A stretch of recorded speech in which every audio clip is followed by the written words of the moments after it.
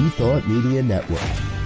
We are a global broadcast network of positive music, media, and entertainment, inspiring humanity's evolution along the journey of enlightenment and creating a world of love, peace, empowerment, and prosperity for all. New Thought Media Network. Positively inspiring.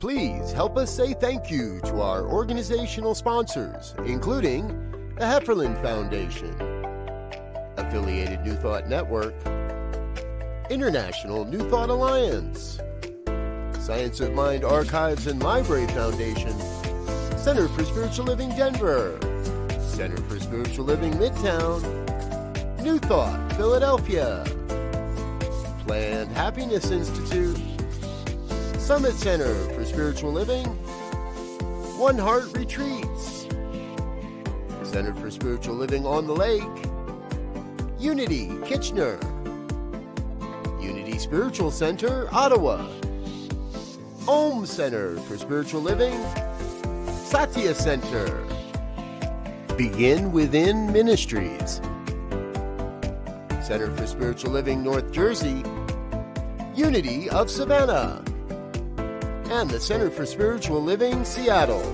as well as all of our individual donors. Thank you for being part of the New Thought Media Network. Please like, share, and subscribe. New Thought Media Network, positively inspiring. New Thought Media Network is excited to present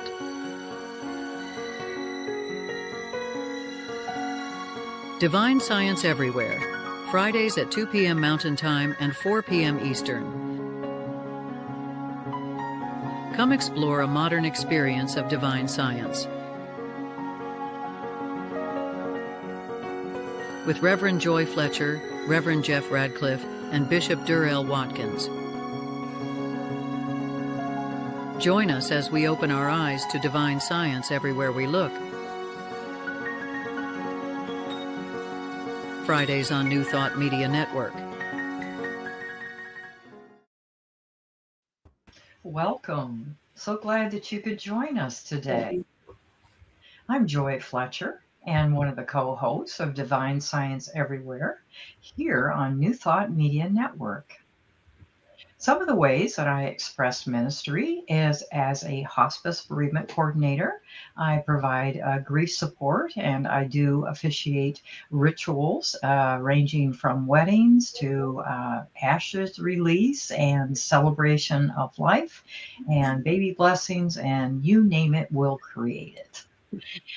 I also am the minister of Divine Science Ministers Association. Well, I am the president of Divine Science Ministers Association, as well as a member of a lot of other New Thought organizations. Hi, I'm Reverend Jeff, and I apologize. We don't believe in hell as a literal place, but if it is, I'm going there for laughing at Joy. Because when she said that she does weddings and then ashes release, I'm thinking, well, yeah, that's it. You know, that's the death of your life as soon as you get married. And I thought, don't be saying that. Don't be saying that. So I'm Reverend Jeff. Yeah, don't say it. But I said it anyway. I'm a rebel that way. I am also very pleased to be part of the show here. I get the supreme honor of introducing our guests. And in a little while, I'm going to introduce you to a lady who is absolutely fabulous. And I've got a couple of really interesting questions I hope that you find interesting as well to ask her about horses. So we'll talk about that in a little bit. You'll find me on Facebook at Giati Ministries. That's Giati hyphen Ministries. And Giati stands for God is all there is, because I'd be a really poor divine scientist if I didn't push the omnipresence of spirit. I'm also on the board of directors of the Divine Science Ministers Association, as well as Divine Science Federation International. I'm a lifetime membership of DSFI, as well as affiliated New Thought Network and International New Thought Alliance. It is to my deep regret that I am not yet a life member of the Ministers Association, but I'm going to fix that in the coming year. So there you go. Welcome to Divine Science Everywhere. And I'm Durrell Watkins. I am an auxiliary bishop with the Global Justice Institute. I'm the senior minister of the Sunshine Cathedral, and I'm the current president of the Divine Science Federation International. And of course, I'm one of the co-hosts, and I get to play with this group every Friday, which is a great joy in my life. Speaking of joy, it's her turn to do Centering Moment. Right. How about that? We just have fun. All right. So this is a tradition every week that we take a few moments for a centering moment. So I invite you to be present right here, right now, in this moment. Let us settle into this moment. Perhaps you want to close your eyes or soften your gaze. Take a soft, slow, conscious breath in, and then release. And let's do that again. Landing right here in this moment. Release.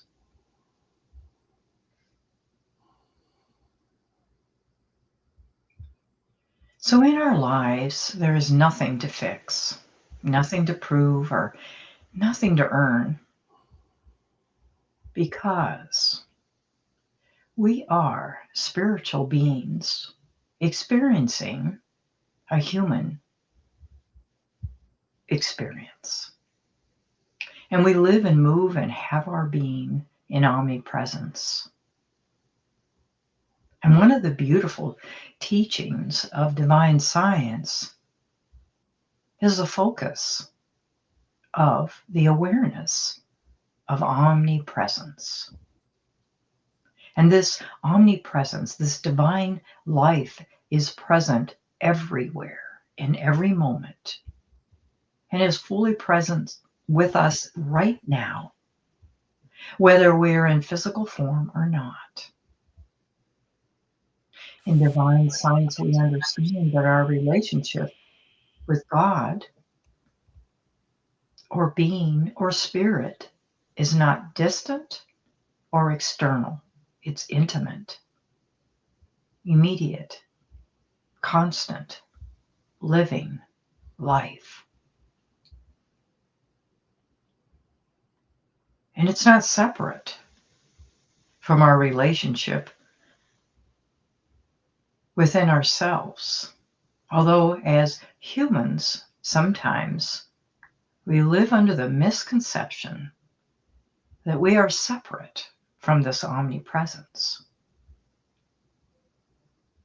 But every moment is an opportunity to return to the awareness that omnipresence is always with us, above us, below us, behind us, in front, within, everywhere.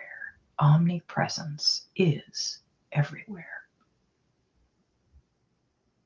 As Nona Brooks, one of the co-founders of Divine Science, taught, nothing stands between us and God. We live in God, and God lives in us. It's one life, one love, one substance, one power.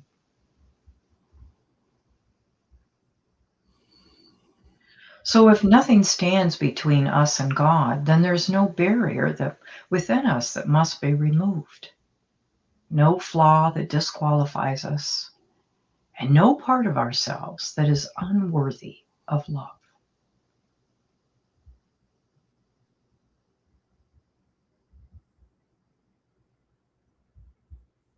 Divine science reminds us God is not an observer of life.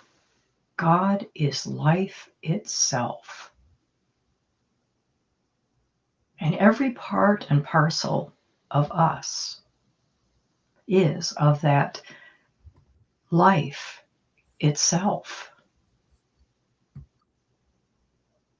As Melinda Kramer wrote in Hidden Harmony, love is the universal healer. It knows no barrier, no separation, and gives or goes freely to all of us as the nature of God itself. Just think about that. Love knows no barrier, no separation, no judgment.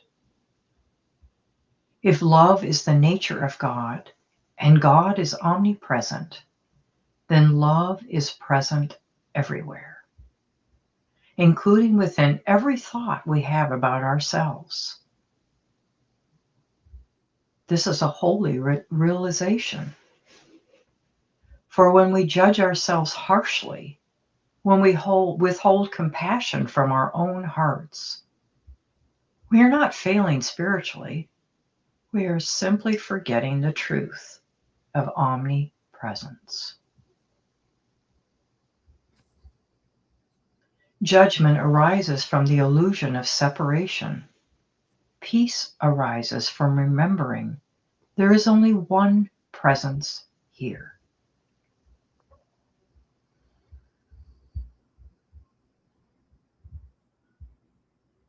Right now, affirm to yourself, my relationship with God is my relationship with my own being. The way I meet myself is the way I experience the divine. This is why peace is not something we achieve through effort. Peace is what emerges when resistance falls away. Ernest Holmes expressed this truth beautifully when he taught. We must learn to see God in every person, not as they appear, but as they truly are, whole, divine, beloved. End of quote. Friends, this includes you as well.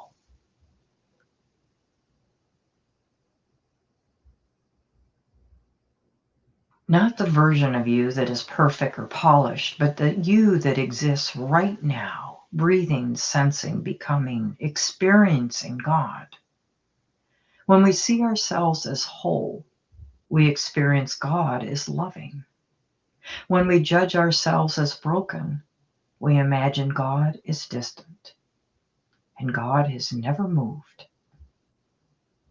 Omnipresence means there is nowhere God is not.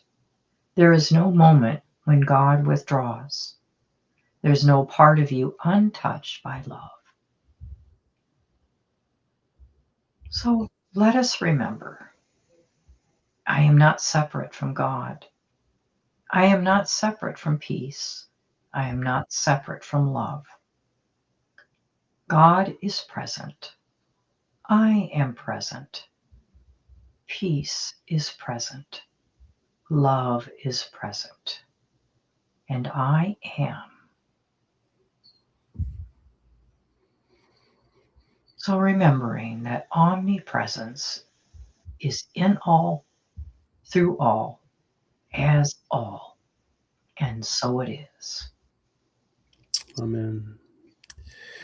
Thank you, Reverend Joy. That's always how we begin our show, is with just some centering and some reflection and some peace. That's always Good. If you like the show, and of course you must, like it and share it so that we can share not only these great conversations, but also these meaningful meditations with people all over. But what we want to share now is a word from our network. This is Divine Science Everywhere on the New Thought Media Network.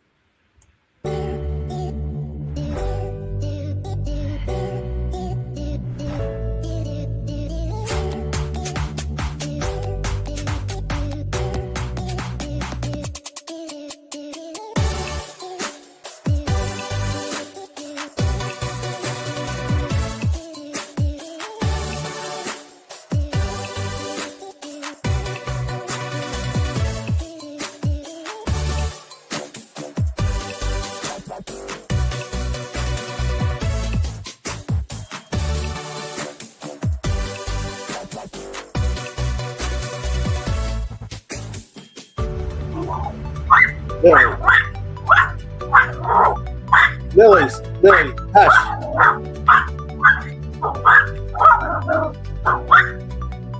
Lily Rose, Lily.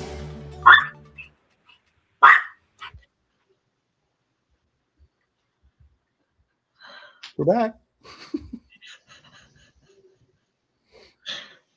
I think. Oh, okay. I'm sorry. I knew as soon as I saw the neighbor go walking down the road on his daily walk, she was going to go off. And sure enough, there she is. All right. Well, thank you so much for coming back to us here at Divine Science Everywhere. We have got a really fascinating guest because this lady is not only a licensed psychotherapist for over 45 years, she is also an ordained Unity minister. And she is the co-founder of Harmony Relationship Center in Loveland, Colorado. And there, her work is guiding individuals, couples, and families into reconnecting with their true self and healing what stands in the way and living their dreams. And who among us doesn't need help with that from time to time? Suzanne Carter is her name. She blends psychology, spirituality, trauma-infused therapy, and experiential work, including equine and canine-assisted psychotherapy, which is really cool. Her specialties include trauma, grief recovery, addiction healing, EMDR. If you're not familiar with that, that is eye movement desensitivity or desensitization and reprocessing. She also helps with issues of codependency, couples therapy. She has one core thread that runs through all of her work, and it's when we heal ourselves, we reconnect with our gifts, and our gifts are always part of making the world a better place. And that is, in itself, is probably the winning statement in her bio. Suzanne also is the author of 2 books, including her latest, which came out not too terribly long ago, Awakening the Authentic You, a memoir of truth, healing, and courage. So please join us in welcoming Suzanne Carter. Hi, Suzanne. Hi. We are so happy to have you here. And when I was reading over your bio and I was looking at your website, a few days ago, I was like, "Oh, this lady has got so much going on. I'm not going to let the other 2 talk to you. I'm going to just do it all myself." But I will ask you my standard question to open for everything. You were already working in psychotherapy when you became a minister, is that right? Yes. What drew you to New Thought? Well, it was a very important part of my journey. I loved psychology. I had gotten very involved in it in my high school psychology class. I knew it was who I am in this lifetime. It brought so much understanding. And then hearing about the concept of self-actualization, I was like pursuing that. I was going to so many workshops. At one of the workshops, I met a man who kept trying to talk me into going to his Unity church. And I said, nah, I'm not going to do that. I hadn't really had a good experience in churches necessarily. Finally, after 6 months, he gave me some daily words. He said, you really just come once. And I could almost just cry right now thinking about it. All of us, our first time in a New Thought church, it was like, oh my God, God is within. That was the, I'm surprised I'm having such an emotional reaction to that, but it was just it brought everything home. It was like, if God is within, then this self-actualization is possible, healing is possible, wholeness is possible. And it became transformation is not just theoretical, where we will find it in books, but it is real. And so, I was the youngest in my ministerial class, and as soon as I got into Unity, like a 6 months, I knew I was going to be a minister. But friends said, what you're terrified to speak to people, even 3 or 4 people in a group. And it's like, you know what, I'm sure that I'll get over that. Anyway, so I got into Unity. I became a Unity minister in 1986. Awesome. That is so cool. Some people know, some people don't. It's not a secret, but I have a master's degree in social work, a dual track, health and aging, and children and families.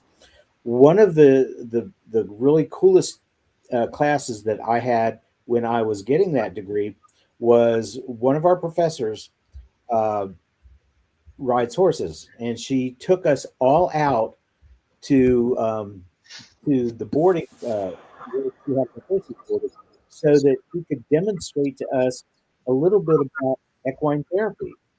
Now, people who have dogs and cats know what their mental health is so much more improved when you've got, a pet.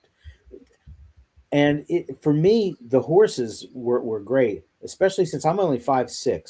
And she brought out this horse that was like 18 feet tall and had me, playing around with the horse, and everybody got to do, but to see him like running around the ring and just running right up and then stopping, knowing that if he kept running, he could hurt somebody, but he didn't.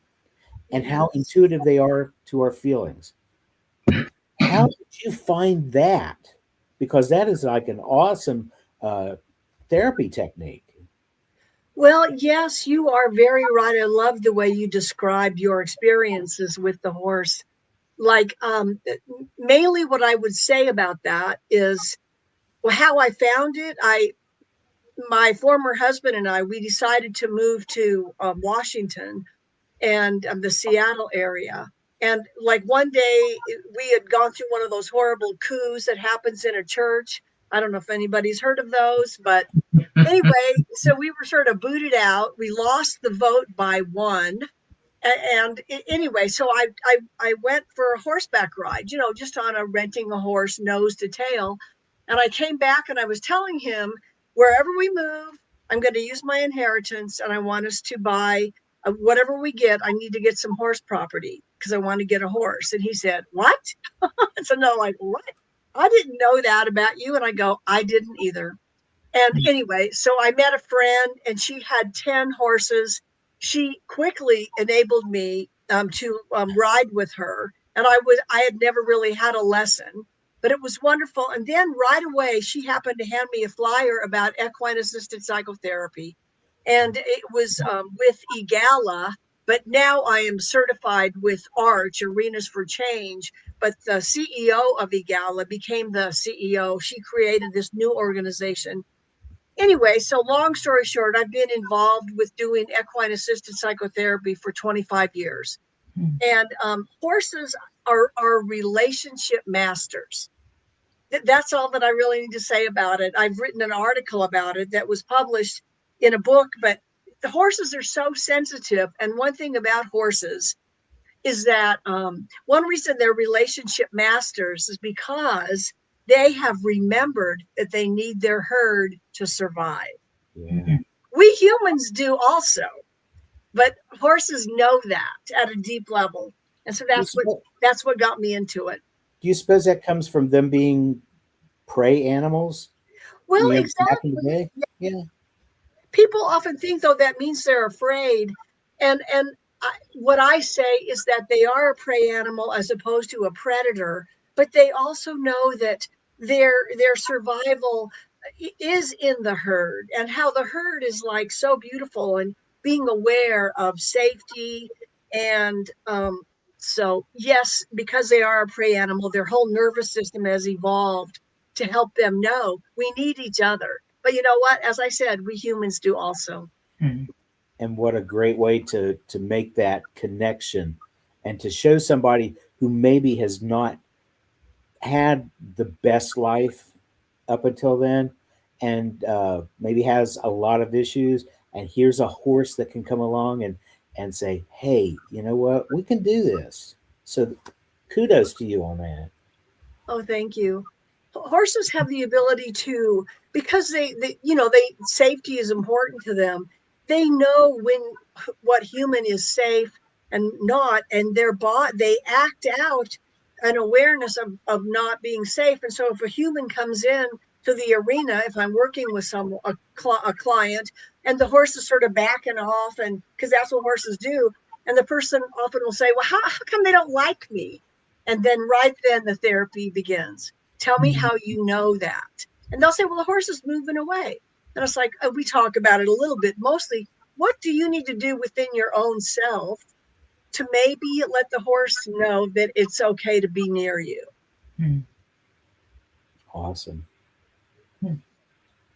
Bishop, Joy?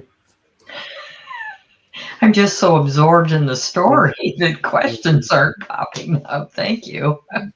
Yeah, I don't have any, I don't have questions about that other than I need some questions about that.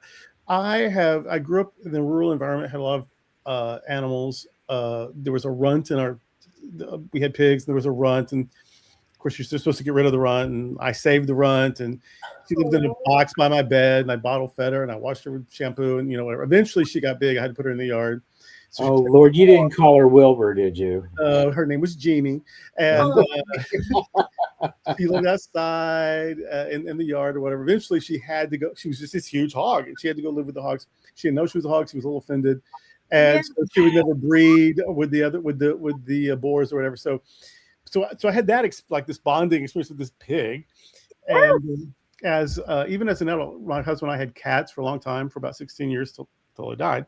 And whenever either one of us wouldn't feel well at all, they would sit on our chest and purr. Like that was their healing methodology. And we have a dog now. We've had her for 10 years, and she's the best nurse I've ever had. And so I've not ever officially done any therapeutic work with animals, but I think animals have done a lot of therapeutic work with me. They've showed up just in ways that just unconditional love, and no matter the species. Oh, that's so beautiful. I love that story about the pig. As we know, pigs are very smart. They're part of the dog and bear family, I'm pretty sure, as far as species. But pigs are so smart, but they're also very loving. And that reminds me, I for about 15 years ago, I worked at an animal assisted organization in Denver before I moved to Loveland. And at this place, they had horses, of course, donkeys, cats, goats, and rats for the rat assisted therapy. And a few kids that I would take to work with, we're going to work with the horses. Not horses today. No. Okay, how about the donkeys and the goats? No, I want to go work with the rats. And the kids loved it. And this one little girl would let the rat go through her hair. Okay, you do it, Suzanne. And I go, I'm teaching you about boundaries. I'm drawing a line. But anyway, all animals really can. And so I love that story about your pig, though. It's so beautiful. Oh. The only problem I would have with the rats, and there for a while, I was part of different fancy rat groups and whatnot. I wanted to get some because they're very loving and they're very intelligent. I just don't like the idea of having something just poop on me with no warning whatsoever. And so I'm like, yeah, I think I'll keep. You ever met a baby? Yeah, I got one. I had one of them too, and so that was a nightmare. But but birds are this awesome. Yeah, like birds too. I often wonder about that. It's just natural. So we're all wired to connect. Yes. So no matter what species it is, whether it's a bird or a fish in a gold tank. My son had a goldfish. We had this amazing relationship with it. So I had a fish tank, and the fish would play with me. like if I was watching them, they'd try to get my attention and they'd like dart about and they honestly played with me. And I was super amazed to discover that. We had horses as a kid too. We had 5 acres, big pasture. And so my dad liked to ride, and, you know, if he forced me to, I'd go long ride or whatever. It was just, you know, I didn't care about it. But I did love this one horse in particular. And my family would get so angry because they'd come out and I would be on the horse. I'd saddle up and everything and just lie on it to read. And I would just be reading, and it would be so gentle. It would just let me do it. And then, of course, I'd unsettle and put it all away. But they were like, why are you just reading on a horse? Because he lets me. That's so wonderful. I had a horse. I had her for 10 years. When I was with Egala, they partnered with the Thoroughbred Retirement Foundation and were sending quote unquote free horses to therapists to do the horse assisted therapy. Anyway, so, but the thing is, when my horse came to me, I told her, I said, you know, I'm going to be the best mother I can be. I want to make sure that you feel safe and happy. She lived on a 1,000-acre ranch with 40 herd mates. That's why I boarded her. And maybe someday I'll ride you, maybe. And so what happened is this one trainer came out and was like, you need to ride her. And so she had me on Harmony. And the minute I got on Harmony, Harmony bucked me off. And luckily I landed on my feet because I had learned this horse maneuver where you wrap your arms around their neck and you whip around and I landed on my feet. I was shocking to myself, but I said to Harmony, you were listening to me and I told you I would never ride you unless you were ready, and you weren't. And so I never rode her. We would walk all over the ranch. So I love your horse story because people think about horses as riding them. And for me, there's just like so much more, you know, that'd be like buying a car and just turning on the turn signals or something. You know, it's like horses are just the essence of them. They're here to be healers and also help us in our own relationship to ourselves and therefore to others. When I was growing up, it was mostly cats and dogs, and that's how it's been my life. I'm more connected with small dogs. And, you know, if you go to a special event and maybe, you know, as a kid riding the horses that go around in a circle or whatever. And when I lived in Oklahoma, I lived in Sparrowhawk Village in Tahlequah, and there was a gentleman that had some horses there, and I, with one of my roommates, took a few lessons, and it was very empowering, you know, to kind of master it, and I got to see where my learning edges were and where I was timid. And one time, my friend wasn't with me; it was just me on a horse, and the gentleman that was teaching us put me on, you know, the more gentle horse, and everything was going fine until the neighbor's horse started to whinny, and I could see the ears move on that one horse, and then it decided to show off with me on it, and it started running and bucking and running and everything, and I could hear the teacher.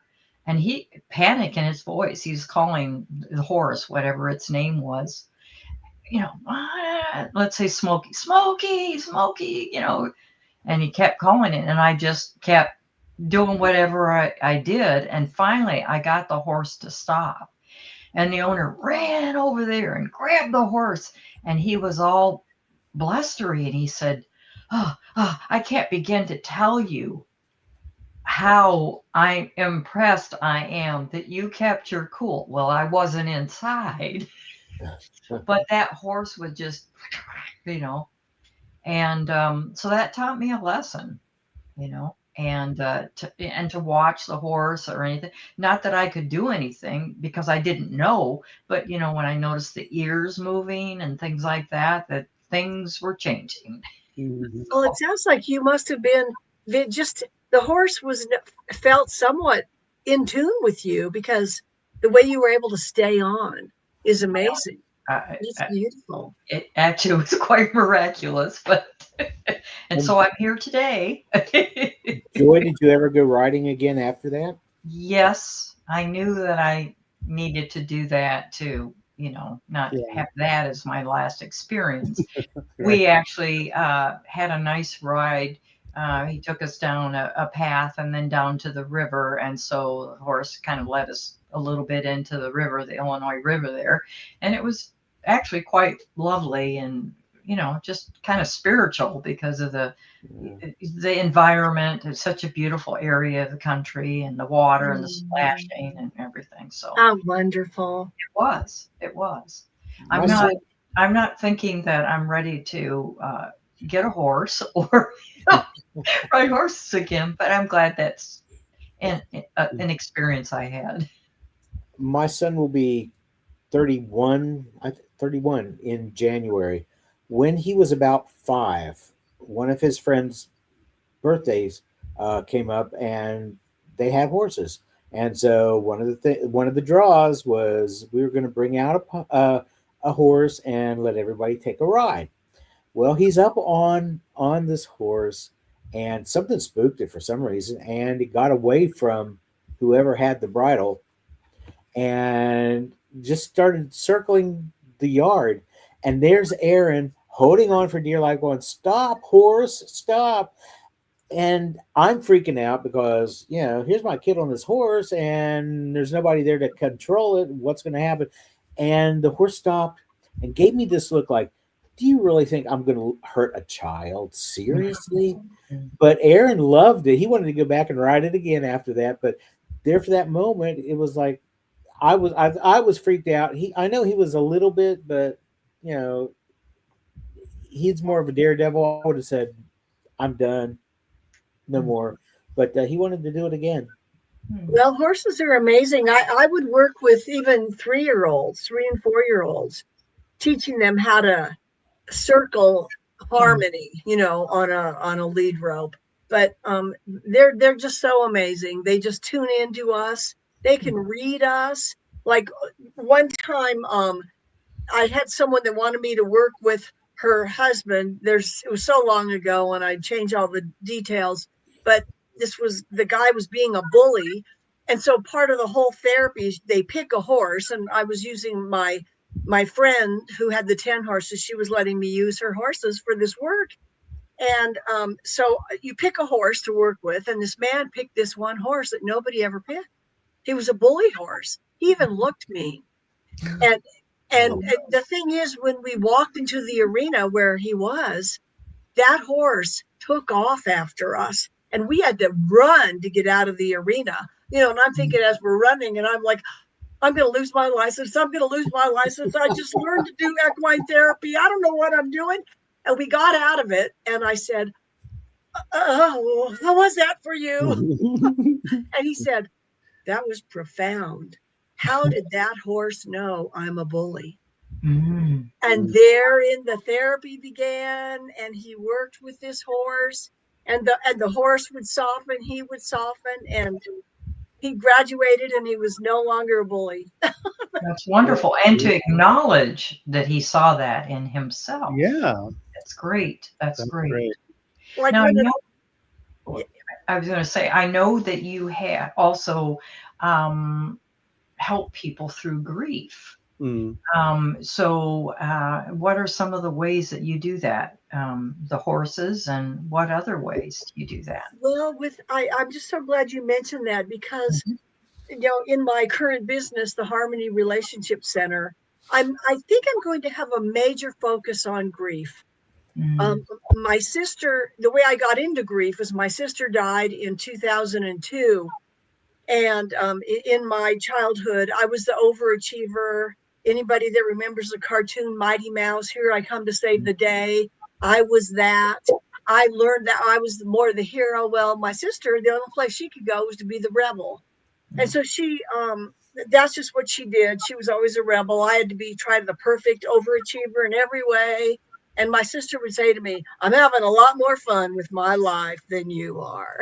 But anyway, so she died of a broken heart, but took an alcohol bath, Mm. which and that's how she died, from alcoholism. But in reality, she and I were only a year apart. I was the oldest, but she and I were so close in so many ways. And so when she died, I was like, even as a minister, I didn't know how to deal with the grief. So I called a former therapist and he said, Suzanne, get this book, the Grief Recovery Handbook. It'll change your life and everything about it. And it was true. I got the book. He said, do exercises with your friends, then get certified with the Grief Recovery Institute. But about grief, what I've learned is that almost every issue that we may have often begins with a loss. Yeah. And as humans, we don't know how to deal with loss and grief very well. The Grief Recovery Institute research showed that word grief is the worst. It's the word that people hate the most, even more than the word death. And so, but I love it because I do weekend workshops on this method, the grief recovery method. I love it. And so anyway, I don't know if that answered your question or not, Joy, but I love that work so much. When I do funerals, officiate for funerals, I guess we don't officiate for funerals, lead a memorial service. I love it because it's such an opportunity to be so fully present to people in that emotion of loss and grief. As you know, I think too, Joy, that grief, the definition of grief is the conflicting mass of human emotions that follow all loss. And so it doesn't mean that people think grief is sadness, but grief can be anger or fear or even, happiness. And one thing that, because of my dual ministry, as you also, Jeff, have a dual ministry, maybe we all have this, but the dual ministry of psychology and psychotherapy, one thing that I bring to everything is of emotional intelligence. That was one of my inner gifts that helped me survive as a child. But the fact that how important emotions are, and sometimes, sometimes in New Thought, and I know it's not true in this group, I can tell, but we can have an allergy to feelings, an allergy to fear or sadness or anger. We call those negative emotions. We've talked about that on the show. Say what? We've talked about that on the show. Oh, beautiful. And the thing is, like, Carl Jung, the famous Swiss psychiatrist, taught there's 4 ways of understanding our world: thinking, sensing, which is body knowing, intuiting, and feeling. All 4 are equal and important. And just in this lifetime, feeling awareness is one thing that I sort of bring to everything. And I have clients come and say, you mean it's okay to have all this deep sadness? And I go, of course it is. What happened? And, so I love it. I love emotional intelligence with grief. It's my favorite thing to do if I could only pick one. But I have too many things. I wouldn't want to pick that, but I love it. You touched on something that I was going to ask you about, and then I thought, no, I don't want to do that. But since you brought it up, okay. While I was in social work school, I was also taking ministerial classes. And one of my social work professors told me, she said, you're going to be doing counseling with clients. She said, you have to remember to put on your social work hat to do this and take off the minister hat, because you don't want to overstep a boundary and endanger your license. How have you handled that? Because that kind of, I don't work in social work anymore. I retired from that, but that always stuck with me, is I didn't want to cross some sort of weird boundary and lose my license. You mean like if you ventured into spirituality, she was worried about that? I think that's what it was. Because social workers are very loving and accepting and very progressive, but they also tend to shy away from things of a spiritual or religious nature. Yes, and the way that I handle that is, I have on my website that I'm an ordained minister of, almost 40 years. It'll be 40 years next June 26th, 2026. But the way I do it is because, and it's so wonderful to be able to talk we're all of the same kind, knowing that the divine is within. And for me, I like to articulate it as our true self, our authentic self, our real self. You can call it the Christ within or the divine within. And that's how I deal with it for me. I help people find their authentic self. And I tell them, and I have exercises that I do with them and say, this is the most important part of the work we do. It's not my expertise that's going to help you heal. It's me connecting you to your inner expert. I'm not an expert on anybody. I help you connect with your inner expert. But then if they want to call it, God within, fine. And that's how I get over it, get through it. And it works very well for me that way. Does that make sense? It does. My teacher, my ministerial teacher, who works with Bishop Durrell as part of our one of our seminaries, was Dr. Tim Stewart, was talking one time about how he had a client who was very Christian oriented, religious, and he would counsel her as a divine science / religious science minister / hypnotherapist, because that's what he did. And when they would pray at the end, and he would pray an affirmative prayer, and at the end of it, she would go, "In Jesus' name, amen." And so he said, well, if that's what it takes to connect with her, because he wasn't having all that much success with her until he started ending his prayers with "in Jesus' name," and the woman thrived after that. And so that was pretty cool. Beautiful. Yeah. Charles Fillmore talked about that phrase being a way that some people tap into the consciousness of Jesus Christ. Charles Fillmore, would sometimes pray in the name and nature of Jesus the Christ or whatever. And he would talk about the psychological impact of that if you need it, have it. Oh, exactly. It's very, very, I agree with that completely. And so for me, and as we are, all of us here, and hopefully people tuning in, we know the importance of listening, just deep listening. And one thing I learned when I worked at Silent Unity, when I was, Unity's 24-hour prayer ministry, is that they were so worried they weren't going to hire me because they were afraid I was going to try to do counseling on Silent Unity.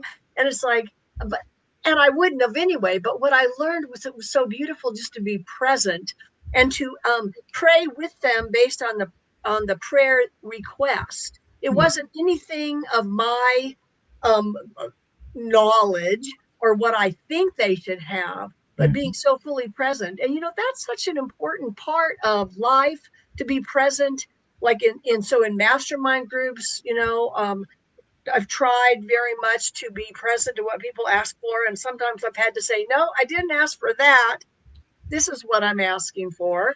To be present to what people ask for. And the same with horses, the horse therapy. Back to that, I'm so glad it came up today so much, but it was like the horse therapy was always about the client and the horse. It was never about me. And a lot of horse therapists try to lay their psychological theories into the session. And no, you don't need to. It's between the horse and the client. And I don't need to project myself onto them or have an agenda. And so I've really been able to learn that through the different ways I've tried to heal myself and others. Wonderful. Well, we only have an hour, and you have got so many other credentials that we need to explore. I'm going to put you on the spot, and don't feel special because I've done it to other people, and say, will you please commit to coming back on our show so we can explore things like the eye movement desensitization. I can't say that word. The EMDR, and the other thing that came up that really caught my eye was your spiritual intelligence coaching. So please come back so we can talk about that.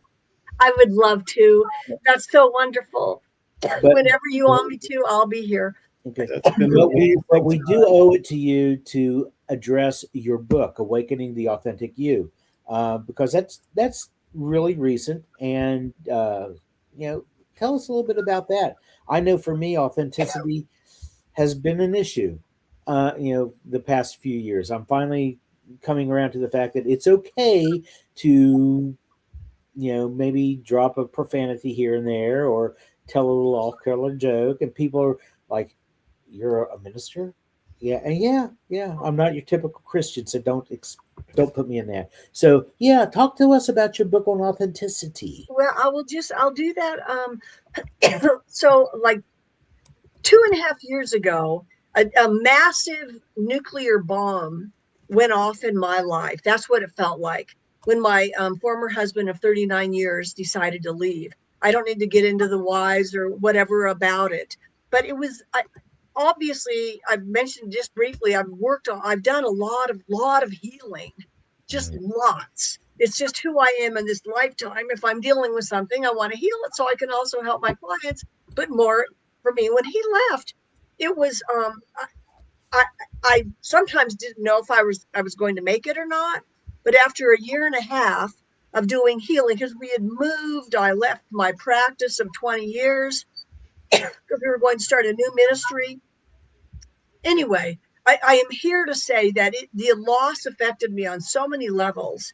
And so I did what I do with my clients. Well, it's what I've always done: connect deeply to who I am, the authentic self, heal ways of connecting deeply within. And most of my friends could not handle it, so they went away. So it was mostly me and my dog and doing this deep healing work. But that's what led me to write the book, because so many people, we go through big things, I mean, this may have been the biggest loss that I had experienced because it was on all levels and it was shocking. But we go through stuff, and sometimes people don't know they can heal from these things. Mm. And again, the key is always first turn within Thank you. and do that. And so that's what I've been doing. And that is what the book is about. And just as a little caveat on that, some people have said, "Why would you share so much stuff?" And I go, well, that's what a memoir is for, to express what you've done. And ideally, not all memoirs do, but it's like to express how to heal. And so that's what it's about. And so that's why I wrote it. Thank you very much. I hate to interrupt, but we do have a commitment to do 2 cutaways per show, and we're almost out of show. So I just need to remind everyone, this is Divine Science Everywhere on New Thought Media Network.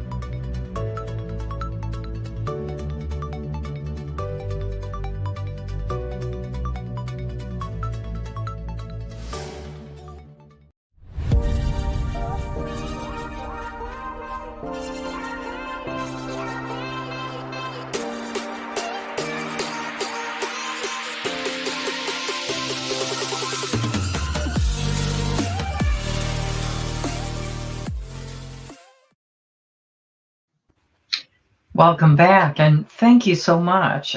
I'll look forward to the next time that we can have a conversation. That's great. That's great. Super. Thank you. Thank you so much.